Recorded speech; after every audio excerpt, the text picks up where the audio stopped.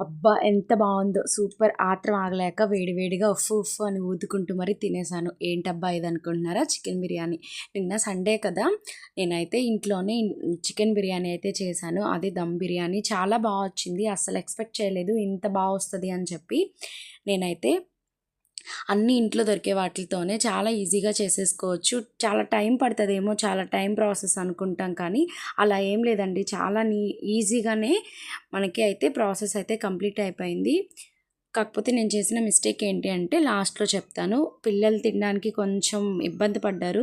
కొంచెం కారం ఎక్కువ వేసేసాను. మీరైతే కారం అంత ఎయ్యొద్దు.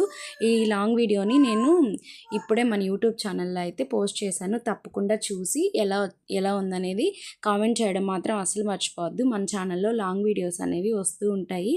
చూసి మన ఛానల్‌కి లైక్ చేయడం అసలు మర్చిపోవద్దండి. అందరూ వీడియోస్ చూస్తున్నారు కానీ అస్సలు లైక్ మాత్రం చెయ్యట్లేదు. ఈసారి మాత్రం లైక్ చేయడం అసలు మర్చిపోవద్దు. మన ఛానల్‌ని సబ్స్క్రైబ్ చేసుకోండి. ఇలాంటి మరెన్నో వీడియోస్